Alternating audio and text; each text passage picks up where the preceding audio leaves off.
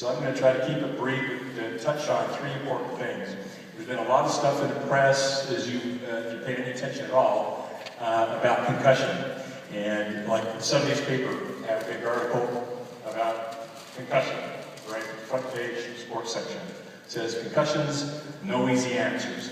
So I'm sure you've heard a lot of stuff. Some NFL players are suing the NFL about because they didn't feel like they got treated right or something. But we're going to talk just a little bit about concussion and what you may be able to do to prevent that. But football's an inherently violent sport, so you gather out of all of you sitting here, there's probably going to be 2 or 3 this year that have a concussion per 100 players. So I want to talk a little bit about what you can do to prevent it, and also if it happens to you, what do you do? That's number one. Number two, one of the most preventable causes of death, yes, death in high school players, is hydration issues. Every single year, if you keep your eye on the newspaper, you read the sports section on the guide every day, you'll see a kid from Alabama, or a kid from Texas, or a kid from Florida drops dead and dies at football practice. And it's going to happen this year, every single year. About 5 or 6, 7 years ago, somewhere in there was a young man who played for Layton, right here, came off this field after a summer workout program. One of the top athletes in the program, deep back, running back, great shape. I think he was one of the team captains. Came off the field, collapsed, and died. That was here, right here in Utah. And it was related to hydration issues, not drinking enough water, staying hydrated, and keeping the electrolytes up. So we're going to talk about that for a minute. And then the last thing I'm going to talk about is injury care, and the main thing is don't be a wimp on that. And I'll tell you what I mean by that. So first of all, concussions. What a concussion is, think of it as being like a bruise to the brain. So if you get a helmet to the thigh, what does that do? It bruises the muscle in your thigh. Same thing happens in your brain when you get a blow to the head. So what do we do to prevent concussions? One of the things is use a helmet. So I brought this helmet. This is my kid's helmet. We actually played in college. This is when he was like 8 years old, okay? San Francisco. Kind of not a lot there. Plastic, little face guard, little foam inside. The striking thing, and this was pointed out in the article in the paper, is that if you compare this helmet to what we have nowadays, which is a lot of air stuff, pumped up things, and all kinds of polycarbonate materials, that you only diminish the risk of concussion by 2% by wearing all the big, high-fluting helmets we have now compared to this onesie little thing. So we might ask, why is that? We put all this stuff on our head. Why don't we keep ourselves from getting concussions? It's because your brain, I'm going to sit that right there, your brain is sitting inside this bone and floating. So it's got a little layer of fluid all the way around the brain. So it's not really touching this bone, it's floating in it. So when you have a blow to the head, you hit forward, it's not the hit on your scalp that hurts, it's the brain moving forward and hitting against the inside of the bone. And you can't stop that with the helmet. So it doesn't matter how big, you can have this big of a helmet, but if your head's moving forward this fast and all of a sudden stops, your brain's going to jerk forward and hit against either the front or the back of the inside of your skull. And that's why you get concussions without, with big, huge padding and big, huge support. So what can you do to prevent that?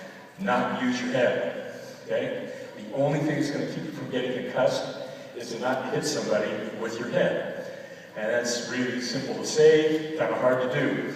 But and I've taken care of all levels of athletes from little league to college and pro, and some guys just have a tendency to always lower their head. And so some of you, if you know who you are, or coaches, if you know who your athletes are, try to notice that in practice and say, okay, if you could just use your shoulder instead of your head, when it comes down, you got the ball, you're bearing down, the guy's right in front of you, instead of drilling with your head, do with your shoulder. Much better to get a shoulder separation than a concussion. Because shoulder separations heal. Concussions can have long-lasting consequences. Make it difficult for you to pass those tests that they're talking about and get the grades that you need to get to be in college and stay eligible. So the only way I can tell you to prevent concussions is to keep your head from being an instrument or a weapon of that mass destruction. So I brought this little ball, has a little smile on the face. It's nice and soft, okay? It fits inside here really well, but remember, it's not how the helmet fits, how tight it is, it's the brain inside there that's jerking back and forth that causes the concussions. What happens if you get one? One of the most dramatic concussions I took care of, I happened to be on the sidelines at BYU, Utah, a bunch of years ago, probably in the late 80s, I think it was. It was down at BYU, and I happened to be the team physician for Utah. So it was on our sideline, and Steve Covey was the quarterback at the time. Rolled out towards our sideline, and the linebacker did the leg blitz and came up and just hit him right under the chin with his helmet. So he just drilled him right there, and he went flying back, and so he was obviously totally down and out. And even the linebacker who hit him with his helmet was dazed. He was kind of walking around like you see some guys like that, but because Covey was on the ground and not moving at all, he was obviously the point of concern. So if somebody goes down like that, what do you do if you're a player out on the field? Most guys sit there and look at him and go, whoa, that's bad. In fact, there's a picture in the paper of this guy. He's looking at Austin Collie when he was concussed. It's really pretty scary to see somebody sitting there lifeless, not moving.